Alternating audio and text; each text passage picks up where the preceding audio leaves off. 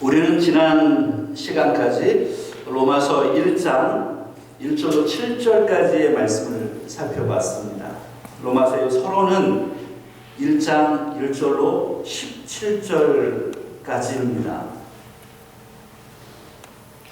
로마에 가고 싶어하는 바울의 목적, 이유, 우리가 그것을 살펴볼 텐데요.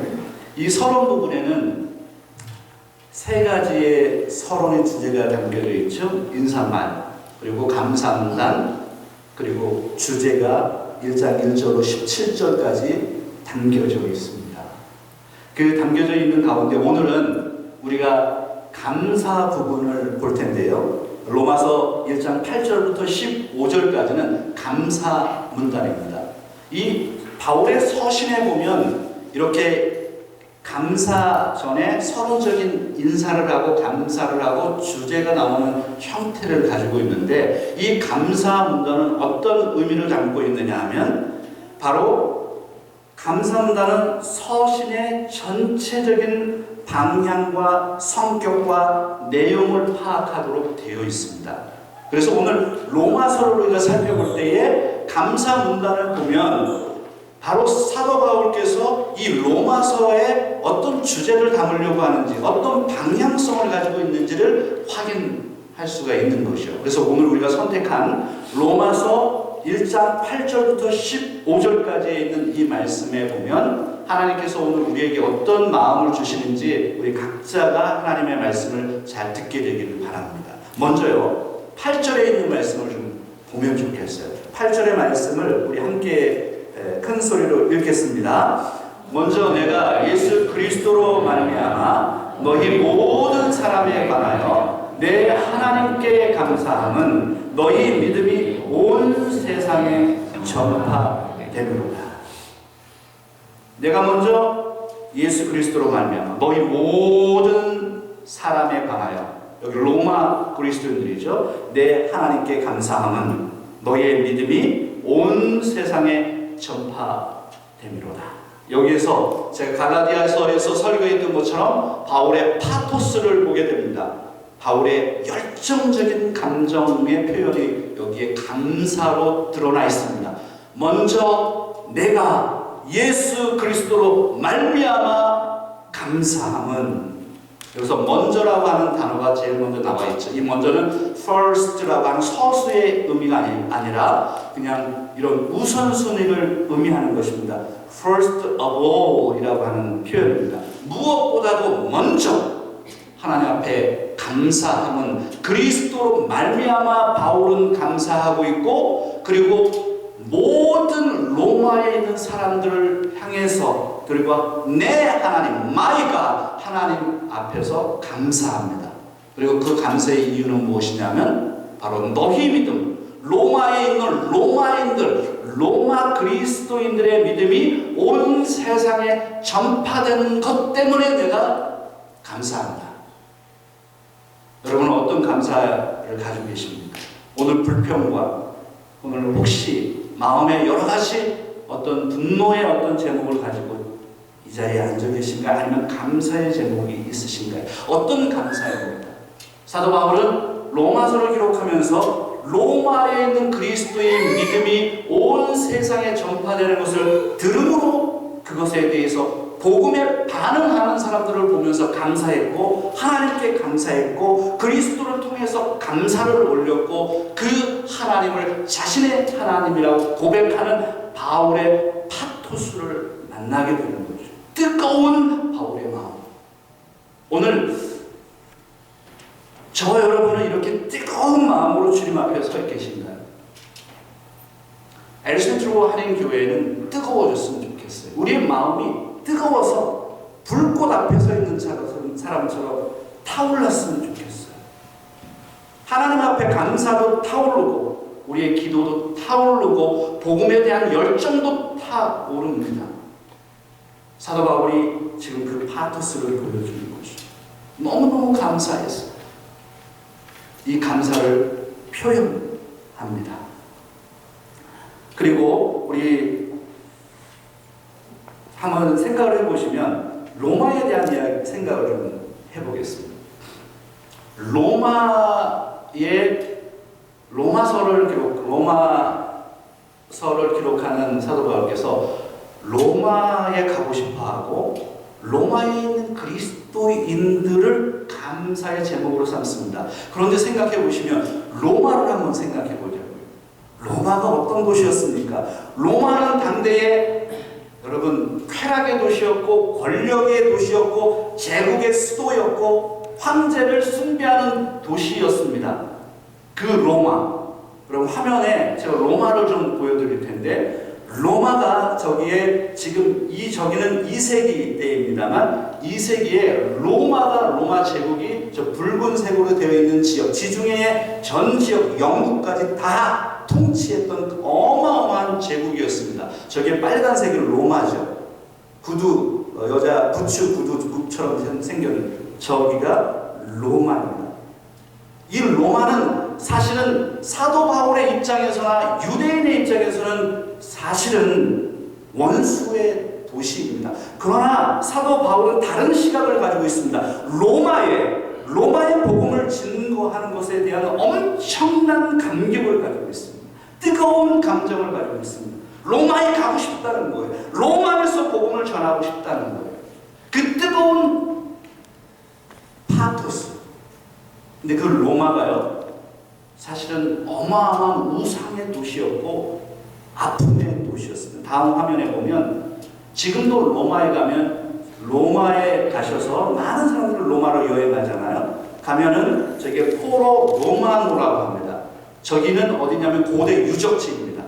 그러니까 예수님 당대에 그 이전부터 그리고 계속되었던 수천 년 동안 만들어졌던 로마의 어마어마한 건물들, 지금 로마는 어마어마한 건축물들로 자랑합니다. 그 건축물로 2000년 전에 세계를 지배했던 그 로마, 황제의 도시, 황제를 숭배하도록 만들었던, 우상을 숭배하도록 만들었던 그 가운데 있었던 로마 그리스도인들, 사실은 작은 먼지와 같은 존재들입니다. 근데 그 먼지와 같은 그 존재들을 너무나도 사랑했던 사도 바울의 마음은 하나님의 마음이죠. 사실 로마는 당대의 엘리트 계급들에게는 너무나도 살기 좋은 도시였습니다. 그러나 대부분의 역사학자들에 의하면 2000년 전에 그 로마에, 지금 사도 바울이 AD 58년에 로마서를 기록하고 있는데 AD 58년에 지금부터 2000년 전 아닙니까? 그 당시에 로마의 인구가 몇 명이었는지 아세요? 100만 명이었습니다. 로마라고 하는 도시에 우리 엘센트로 몇 명이나 됩니까? 몇만 명이 모여서 사는데 100만 명이 되려면 엄청난 시간이 이 지역에는 필요합니다. 2000년 전에 이미 로마라고 하는 동네는 100만 명이 모여서 살았는데 그 중에 반은 노예들이었습니다. 바로 로마의 귀족들을 섬기는 노예들이었어요. 그 노예들이 반을 차지했던, 그래서 엘리트 계급은 떵떵거리며 살지만 그 밑에 노예 계급들은 정말 비참한 삶을 살았던 그런 도시이기도 했어요. 로마에 있는 로마 그리스도인들은 어떤 사람이었을까요? 그런데 사도 바울이 그 도시에 믿음이 있고 복음을 믿는 사람이 있다라는 소식을 들은 것이 너무나도 감동적인 거예요. 그래서 사도 바울은 가슴이 떨리는 거예요. 로마 사람들을 향해서 감사를 드립니다. 하나님께 감사를 드립니다. 로마에 가고 싶은 열정이 타오릅니다. 그래서 로마서 1장 9절과 10절에 있는 말씀에 보면 이 감사가 기도로 변해갑니다. 한번 같이 9절과 10절에 있는 말씀을 한번 같이 읽어볼까요? 내가 그의 아들의 복음 안에서 내 심령으로 섬기는 하나님이 나의 증인이 되시거니와 항상 내 기도에 쉬지 않고 너희를 말하며 어떻게 하든지 이제 하나님의 뜻 안에서 너희에게로 나아갈 좋은 길 얻기를 구하노라. 하나님 앞에 감사했던 사도 바울이 기도합니다. 여기에 보면 이 기도에 증인 서식이 등장합니다. 이것을 위트네스 포뮬라라고 하는데요. 이렇게 합니다. 하나님이 나의 증인이 되시거니와, 하나님을 걸고 증인 서식을 등장시킵니다.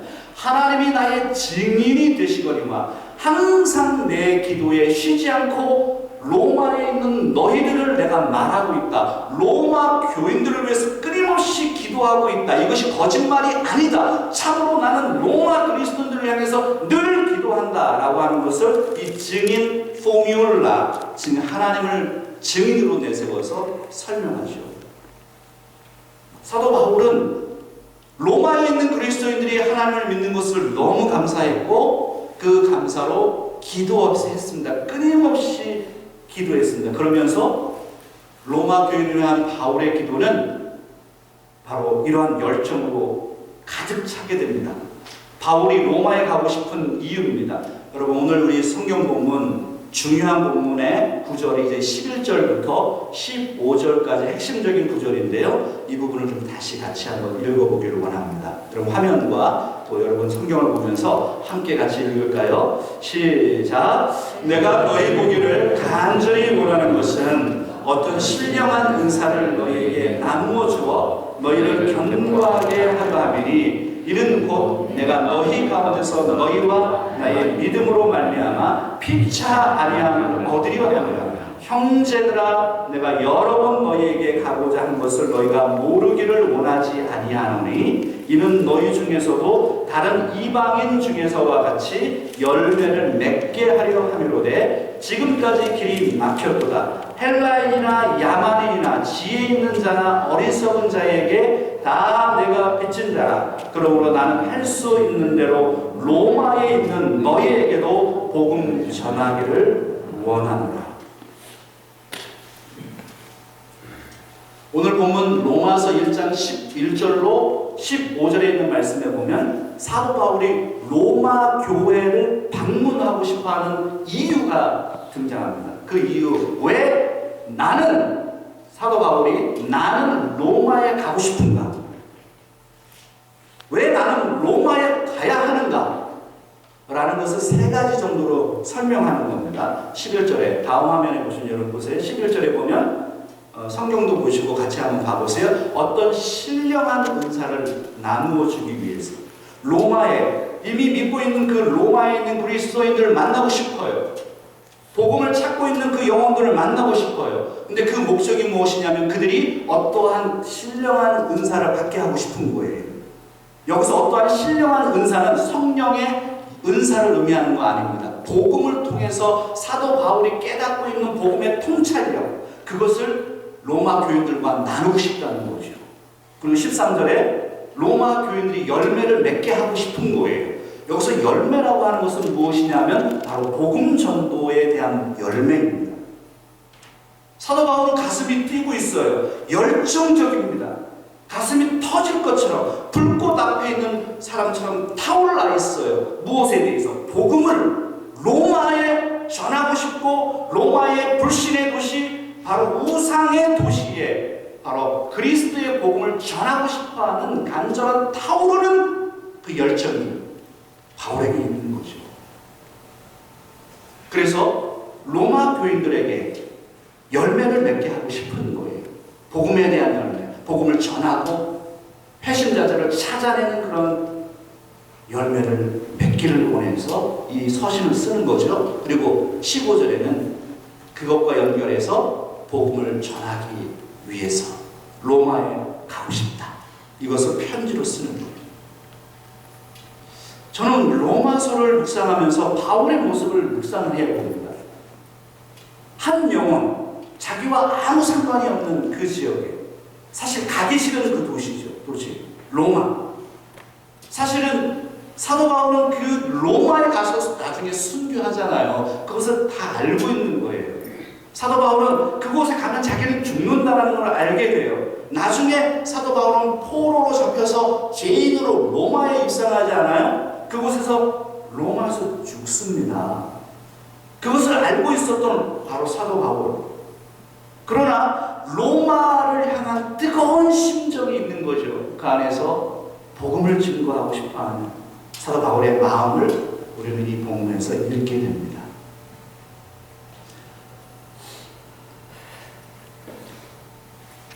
여러분, 오늘 본문 말씀을 생각해 보면서 이제 좀 설교를 좀 정리해 가겠습니다. 오늘 본문 말씀은 나와 어떤 연관성이 있습니까? AD 58년에 쓰여진 로마서, 나와 상관없는 로마. 오늘 이 본문은 나와 도대체 어떤 연관성이 있느냐? 사실 이런 연관성을 찾아내야 됩니다. 우리에게 도전을 주는 거죠. 나는 복음을 전하려고 하는 열망이 있는가? 복음 앞에 뜨겁게 타오르는가? 나는 누구에게 복음을 지금 전한 적이 있는가? 나는 어디에서 지금 복음을 전하고 있는가? 오늘 이 본문은 우리에게 도전하는 메시지를 던집니다. 불을 던지는 거예요. 이 말씀이 화살처럼 내 가슴에 꽂혀서 나를 괴롭히는 거예요. 그래서 오늘 이 본문을 통해서 한 가지 적용점을 나누겠습니다. 그 한 가지 적용점은 무엇이냐면, 여러분, 계속해서 복음을 전하라 라고 하는 것입니다. 여러분 한번 따라하면 좋겠어요. 계속해서 복음을 전하라. 다시요. 계속해서 복음을 전하라. 다시요. 계속해서 복음을 전하라. 로마서 1장 14절과 15절에 있는 말씀을 한번 다시 볼까요? 이 말씀을 의미를 가지고 한번 보겠어요. 14절과 15절에 있는 말씀이요. 같이 한번 읽겠습니다. 헬라인이나 야만인이나 지혜 있는 자나 어리석은 자에게 다 내가 빚진 자라. 그러므로 나는 할 수 있는 대로 로마에 있는 너희에게도 복음 전하기를 원하노라. 헬라인이나 야만인이나, 사도 바울이 이렇게 표현합니다. 헬라인이나 야만인이나 지혜 있는 자나 어리석은 자나 다 내게 빚진 자다. 내가 그들에게 빚진 자다. 여기서 야만인은 여러분 우리가 흔히 알고 있는 바바리안스입니다. 영어 성경에 보면 Greek and non-Greek 이렇게 되어 있습니다. 그러니까 헬라어를 사용하는 사람들, 당시는 헬라어가 주류였기 때문에 헬라어를 사용하는 사람들과 헬라어를 사용하지 않았던 독일 지역, 영국 지역 이런 사람들 얘기하는 겁니다. 나중에 그걸 게르만족들이라 그랬죠. 그 독일에 있는 사람들, 그 게르만족들이 넘어와서 나중에 로마를 무너뜨리잖아요. 그 게르만족들을 바바리안스라고 했습니다. 야만족들. 로마의 입장에서는 그들은 헬라어를 이해하지 못했던 야만인들이었습니다. 그러나 사도 바울의 개념 속에서는 바로 로마에 있는 사람들, 그리고 로마, 라틴어를 사용하든 헬라어를 사용하든 non-Greek, 헬라어를 사용하든 사용하지 못하는 사람들은 상관없이 야만인들, 지혜 있는 자들, 지혜 없는 자들 상관할 것 없이 나는 그들에게 빚진 자, 나는 그들에게 빚진 자, 복음에 빚져 있다라고 생각했어요. 그래서 내가 할 수만 있는 대로, 그래서 사도 바울은 나중에 자신이 체포되어서 죽을 것까지도 알면서 그는 로마에 가서 복음을 증거하지 않습니까? 여기에 15절에 있는 말씀에 보면 로마에 있는 너희에게도 복음 전하기를 원한다 이런 표현을 썼는데, 사실 그러면 잘 생각해 보세요. 로마의 그리스도인들에게 보낸 편지인데, 로마에서 이미 복음을 듣고 있는데, 그런데 왜 사도 바울은 너희에게도 복음 전하기를 원한다고 했을까요? 이 부분을 오카는 목사님이 로마서를 설교하면서 이렇게 주해했습니다. 그 주해는 정말 탁월한 주석이에요. 로마 교인들에게 계속해서 복음이 계속해서 필요했다는 거죠.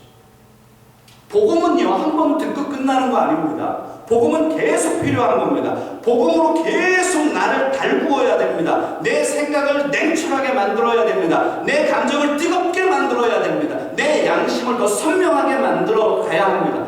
복음으로 계속 나를 훈련하는 겁니다. 복음은 믿지 않는 사람에게 한 번 그냥 복음을 계시하는 것으로 끝나는 것이 아닙니다. 복음은 우리의 삶이고 복음은 생명입니다. 생명이기 때문에 우리가 산소 산소가 매 순간 필요한 것처럼 복음이 매 순간 필요한 것이고, 그래서 아우카나 목사님이 이 부분을 증거하는 거였어요. 그래서 로마 교회는 이미 예수를 믿고 있지만 끊임없이 계속해서 복음을 들어야 할 존재였다. 오늘 저와 여러분은요, 복음에 반응하고 계신가요? 복음 앞에 눈물 흘리는 감격은 언제였습니까? 복음을 전하고 싶어하는 뜨거운 가슴, 활활 타올랐던 그 가슴은 언제였습니까? 매 순간 하나님 앞에, 복음 앞에 떨리는 심장으로 우리는 쓰지 않으면 우리는 교만한 존재로 남아버리게 되는 거죠. 여러분, 제일 우리 엘센트럴 한인교회는 끊임없이 기독해야 될 것은 매너리즘입니다.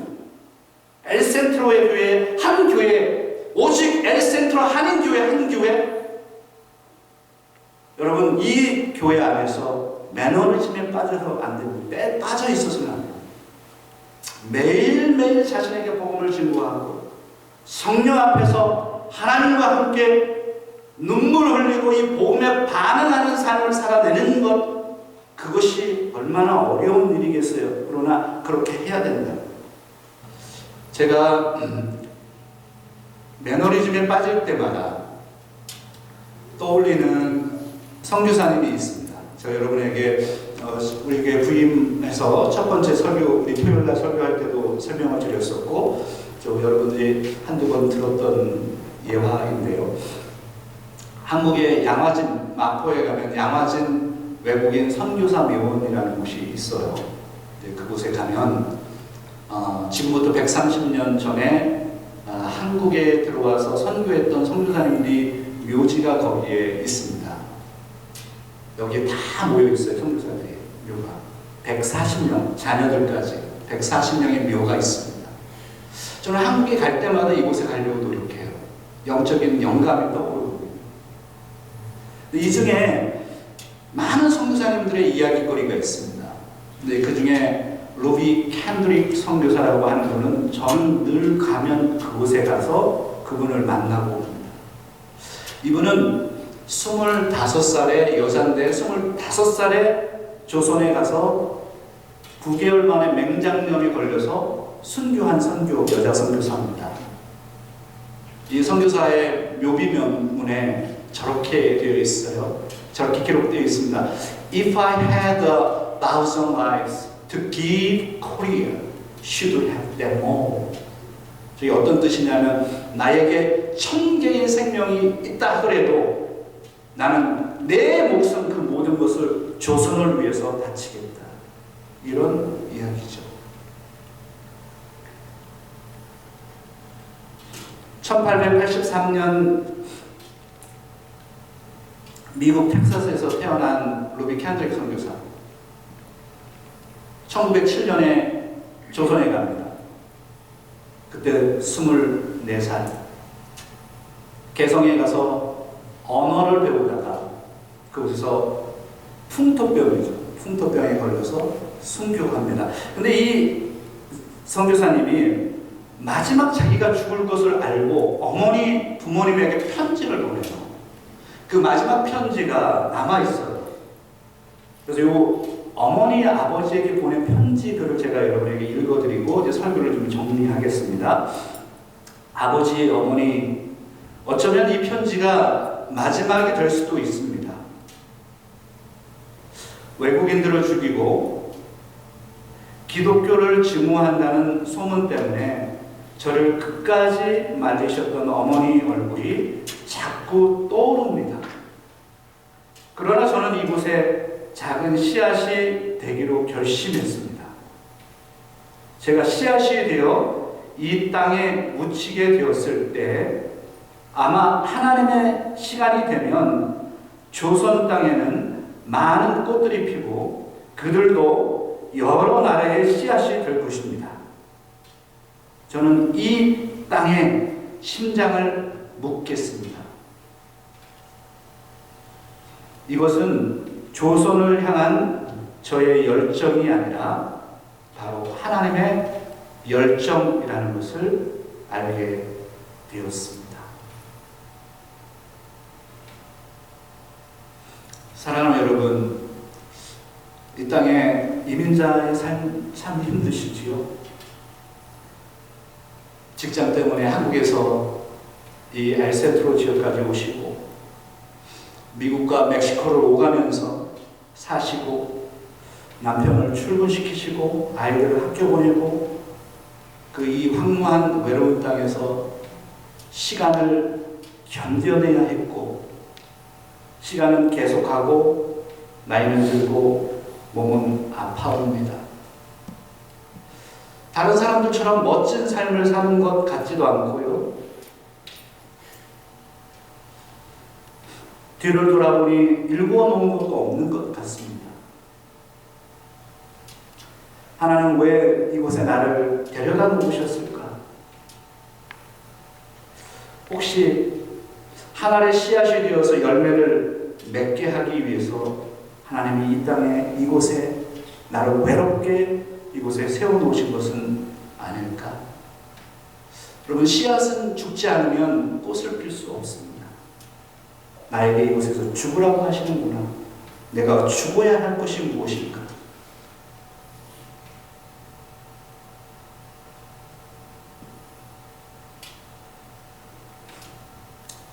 (10월 31일은) 종교개혁 주간입니다. 종교개혁의 일입니다. 1517년 10월 31일 날 루터가 비텐베르크 성당에 카톨릭의 비성경적인 그 신학을 반박하는 95개조 반박문을 붙임으로 인해서 종교개혁이 시작이 됐고, 그런데 아이러니하게 10월 31일은 할로윈 데이로 지키고 있죠. 여러분, 문화적으로 뿌리 깊이 내려져 있는 이 할로윈은 사실은 비성경적인 바로 그런 문화입니다. 오늘 우리가 사는 세상이 그렇습니다. 할로윈과 같은 세상의 풍조 속에서 우리는 어떻게 루터와 같이 뜨겁게 하나님 앞에 설 수 있을까? 어떻게 사도 바울과 같이 뜨겁게 하나님의 복음 앞에 반응할 수 있을까? 나는 복음에 대해서 가짜 신앙을 가지고 있는 것인가? 복음이 왜 나를 변화시키지 못하는 것일까? 나는 열망이 있는가? 하나님은 오늘 저와 여러분에게 묻습니다. 기도하겠습니다.